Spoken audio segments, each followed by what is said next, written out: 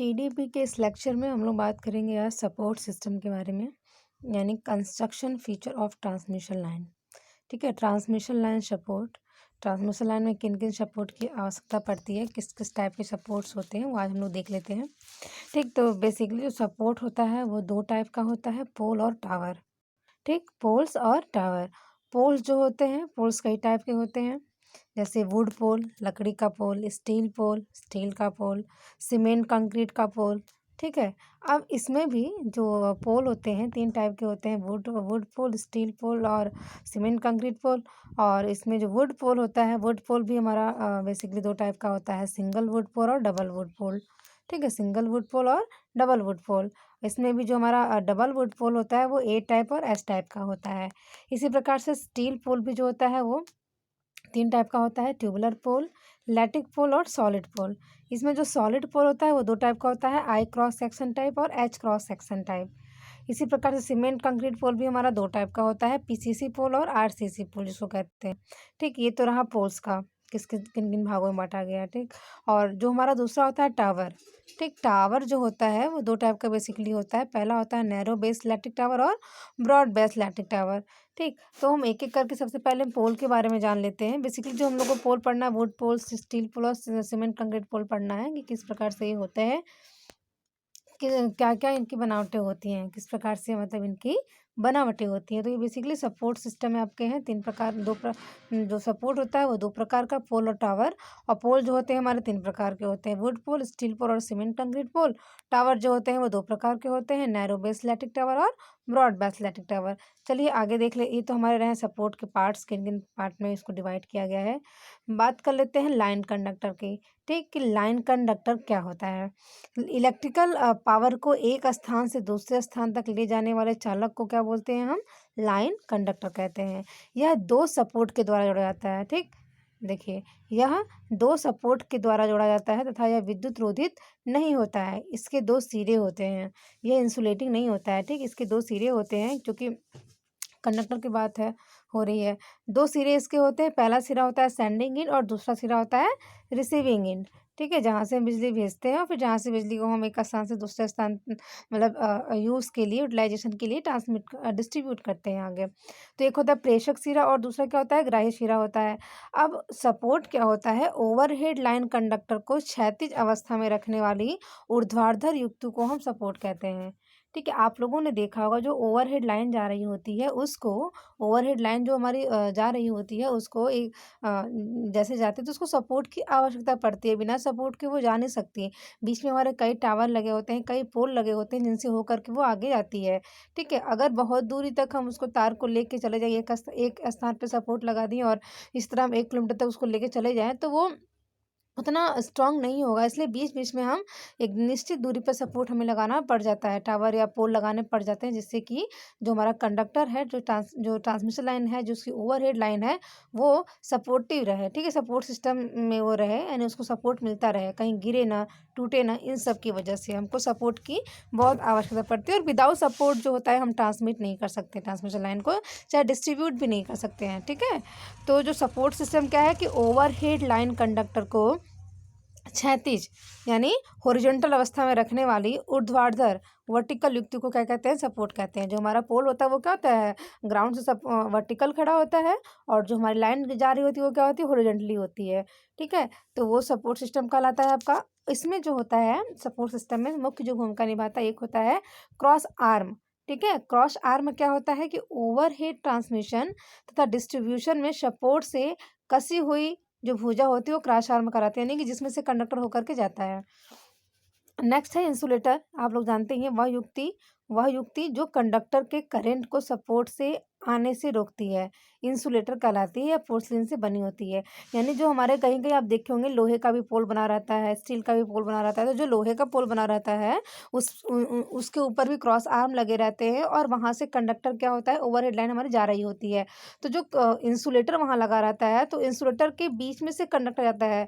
वो इसलिए इंसुलेटर जो है ओवरहेड लाइन में इसलिए लगा रहता है ताकि जो हमारा कंडक्टर है वो इंसुलेटर से हो करके जाए, अगर इंसुलेटर से हट करके थोड़ा बहुत ही पोल में वो टच हो गया तो पोल में क्या हो जाएगी, बिजली आ जाती है। इसीलिए सेफ्टी के लिए हम वहाँ पे क्या करते हैं, इंसुलेटर का वहाँ यूज़ किया जाता है।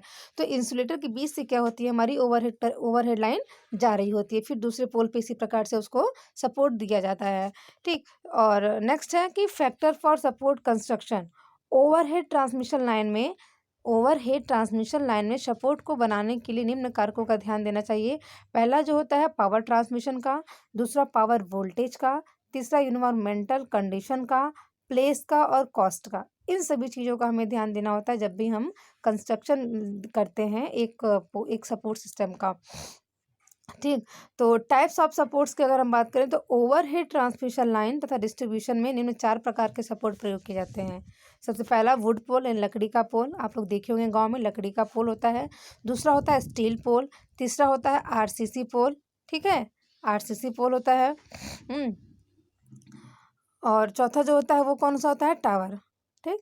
तो जो वुड एक एक करके देख लेते हैं, वुड पोल और स्टील पोल क्या होते हैं। जो हमारा वुड पोल होता है वो क्या होता है, देखिए इस प्रकार से कुछ ऐसा बना हुआ रहता है। आप लोगों ने अगर देखा हो गाँव में तो आपके सामने जो स्क्रीन पे डायग्राम दिखाया गया, कुछ इस प्रकार से वुड पोल होते हैं। ठीक। इनके ऊपर इंसुलेटर भी लगा रहता है। वुड पोल क्या होता है कि प्रायः साल या शीशम या बबूल आदि वृक्षों की सीधी गांठ, जिसमें गांठ नहीं होती है, सीधी गांठ रहित लकड़ी के लट्ठे प्रयोग में लाए जाते हैं। यानी किसके लकड़ी, किन पेड़ के, एक पेड़ होता है जैसे शीशम का पेड़ हुआ, बबूल का पेड़ हुआ, साल का पेड़ हुआ, इन सभी के वृक्षों की जो सीधी गांठ रहित लकड़ी के लट्ठे इसमें प्रयोग किए जाते हैं। वुड पोल के ऊपर जो होता है लोहे की टोपी लगाई जाती है।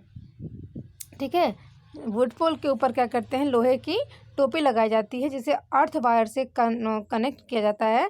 लोहे की टोपी जो होती है पोल को बर्फ, पानी, धूल तथा आकाशीय बिजली के गिरने के प्रभाव से बचाती है। आपके सामने यहाँ पर है वुड पोल का कंस्ट्रक्शन यहाँ दिखाया गया है। देखिए यहाँ पे जस्तीकृत इस्पात की टोपी यहाँ लगाई गई है। ठीक है, ये इंसुलेटर लगाए रहते हैं, इन्हीं में से होकर क्या कहते हैं हमारे कंडक्टर इस तरीके से जाते हैं। ठीक है, इन्हीं में से होकर के, अगर ये इंसुलेटर ना लगा हो तो कंडक्टर अगर हमारा इसमें कनेक्ट हो जाता है, ये क्रॉस आर्म आपके होते हैं। देखिए ये जो पोल है इसमें देखिए ये क्रॉस आर्म होते हैं जो सपोर्ट के लिए लगे हुए हैं, इन्हीं के ऊपर ये इंसुलेटर लगा रहता है। ये इंसुलेटर लगा हुआ है, इन्हीं में से जैसे ये आर लाइन यहाँ से गई, वाई लाइन गई और इसी प्रकार से B line, R Y B line इस प्रकार से इसमें जाती है। और नीचे इसको क्या करते हैं हम लोग, ग्राउंड कर देते हैं। ठीक है, इनके पोल को कास्ट की रुकावट के लिए, यहाँ पे जो है ये कास्ट की रुकावट के लिए इसको नट बोल्ट से कस दिया जाता है अंदर जब ग्राउंड करते हैं इसको तो। ठीक है, तो इस प्रकार से हमारा वुड पोल होता है। इसमें इंसुलेटर लगे होते हैं, क्रॉस आर्म लगे रहते हैं और जस्तीकृत इस्पात की टोपी लगी होती है। इसकी विशेषताएं क्या होती हैं देखिए, और इसकी जो होती है न्यूनतम ऊंचाई, मिनिमम जो इसकी हाइट होती है वो ग्राउंड से 7 से 11 मीटर। ठीक है, 7 से 11 मीटर तथा पृथ्वी से, ठीक है, ग्राउंड की बात हो रही, ग्राउंड से 7 से 11 मीटर हो गया तो पृथ्वी से गहराई, यानी जो पृथ्वी के अंदर जाएगी, पृथ्वी के अंदर गहराई कितनी होगी, 1.5 से 2 मीटर तक होती है। ठीक है, इसके आधार की जो परिधि होती है वो 66 सेंटीमीटर तथा शीर्ष की परिधि जो होती है 38 सेंटीमीटर होती है। इसकी लाइन वोल्टेज 22 केवी तक होती है, यानी कि यह 22 केवी तक के वोल्टेज को बियर कर सकता है, यानी 22 केवी के वोल्टेज को एक स्थान से दूसरे स्थान तक लेके जा सकता है। ठीक, सपोर्ट सिस्टम 22 केवी के लाइन को ये प्रदान कर सकता है। और इसका जो जीवन काल होता है ये 15 से 20 वर्ष होता है। ठीक, 15 से 20 वर्ष तक इसकी लाइफ होती है। और जो डबल वुड, ये तो सिंगल वुड पोल की बात हो रही है, जो डबल वुड पोल होता है इनकी विशेषताएं होती हैं कि इसकी जो है पृथ्वी से ऊंचाई 11 से 13 मीटर तथा गहराई जो होती है 2 से 2.5 मीटर होती है। इसकी लाइन वोल्टेज 66 से लेकर के 132 केवी होता है तथा जीवन काल जो होता है 20 से 25 वर्ष तक होता है। ये आपके सामने देखिए डबल वुड पोल दिखाया गया है, 2 लकड़ी के पोल बगल में दिखाए गए हैं और यहाँ पे इंसुलेटर भी लगाया गया हुआ है।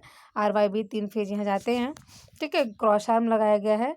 ये हैं आपके वुड पोल। वुड पोल के एडवांटेजेस क्या हैं कि विद्युत के कुछ चालक होते हैं। ठीक है, वुड पोल में क्या होता है, अगर कभी मान लो इंसुलेटर लगा हुआ है, अगर वो फेल भी हो जाता है तो अगर कहीं टच हो जाता है तो उससे जो होता है लकड़ी का चूंकि बना हुआ रहता है तो वो क्या करता है, सीधे अर्थ हो जाती है। वहाँ पे अगर कोई छूता है उस लकड़ी के पोल को तो उसको करंट नहीं लगता है, करंट का झटका वहाँ पे उसको नहीं लगता है। ठीक है, तो चूंकि वो डबल पोल चूंकि लकड़ी का होता है, लकड़ी वैसे भी कुछ अलग है विद्युत की, इसलिए क्या होता है कि ये विद्युत के कुचालक होते हैं और इससे सेफ्टी भी होती है और कम भार होने के कारण ये आसानी से उपलब्ध होते हैं, ज़्यादा वेटेड भी नहीं होता है, इसलिए ये आसानी से हमको उपलब्ध होते हैं। इनकी कीमत जो होती है कम होती है, ठीक है, इनकी कीमत कम होती है तथा ट्रांसपोर्ट कम खर्चीला होता है। और डिसएडवांटेज क्या है वुड पोल के कि इनकी यांत्रिक सामर्थ्य जो होती है कम होती है, ठीक है। मैकेनिकल स्ट्रेंथ क्या होती है इसकी कम होती है, चूँकि लोहे और लकड़ी में अंतर होता है, ठीक है। जो स्ट्रेंथ की अगर बात करें तो लकड़ी का पोल जो होता है इसकी कम होती है स्ट्रेंथ। अधिक तनाव बढ़ने पर वह टूट सकते हैं, अगर ज़्यादा हम इसमें टेंसिल दें, ज़्यादा तनाव दें तो वो क्या होगा, टूट सकते हैं।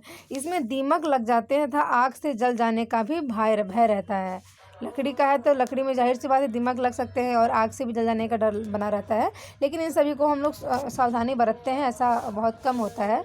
इन सभी चीज़ों के लिए भी वहाँ पे और सारी चीज़ें वहाँ यूज़ की जाती हैं जिससे किसी प्रॉब्लम वहाँ ना हो। एप्लीकेशन मतलब उपयोग कहाँ है इसका, वुड पोल का जो यूज़ होता है वो लो वोल्टेज की डिस्ट्रीब्यूशन लाइन में किया जाता है, ठीक है। ध्यान रखिएगा, जो हमारा वुड पोल होता है उसका जो यूज़ होता है, इन पोलों का यूज़ ट्रांसमिशन लाइन में नहीं करते हैं, हम किस में करते हैं, डिस्ट्रीब्यूशन लाइन में करते हैं, वो भी लो वोल्टेज के लिए करते हैं। लो वोल्टेज के लिए इसका हम यूज़ करते हैं सपोर्ट के लिए डिस्ट्रीब्यूशन लाइन में, ठीक। तो ये हमारा लकड़ी का पोल है, इसको आप लोग पढ़ लीजिएगा, समझ लीजिएगा, ये आपके आसपास भी आपको दिख सकते हैं, ठीक है। तो ये डबल पोल है, डबल वुड पोल, और ये सिंगल वुड पोल आपको यहाँ पे डायग्राम में दिखाया गया है और वुड पोल की विशेषताएं बताई गई हैं और यहाँ टाइप्स ऑफ सपोर्ट बताए गए हैं कि किन किन प्रकार के सपोर्ट है ट्रांसमिशन लाइन के, ठीक। तो ये है आपका जो आज का चैप्टर है, ये सपोर्ट सिस्टम यहाँ पे कंप्लीट होता है, इसको रिवीजन कर लीजिएगा। आगे जो हम लोग पढ़ेंगे, ये तो वुड पोल के बारे में पढ़ा अभी हम लोगों ने, इसके बाद हम लोग बात करेंगे स्टील पोल की, फिर आरसीसी पोल और टावर को देख लेंगे, ठीक है। ये 4 चीज़ें जानना जरूरी है, चूँकि ये सपोर्ट सिस्टम है, विदाउट इनके जो होता है हम ट्रांसमिट नहीं कर सकते लाइन को एक स्थान से दूसरे स्थान तक। तो काफ़ी इंपॉर्टेंट चीज़ें हैं ये, तो ये सपोर्ट सिस्टम, इनके बारे में पढ़ना है। तो आज हम लोगों ने वुड पोल के बारे में जाना, नेक्स्ट टॉपिक जो हम लोग शुरू करेंगे वो स्टील पोल से शुरू करेंगे, ठीक है। तो इन सभी चीज़ों को आप लोग अच्छे से रिवाइज कर लीजिएगा। आज के वीडियो में इतना ही, थैंक यू।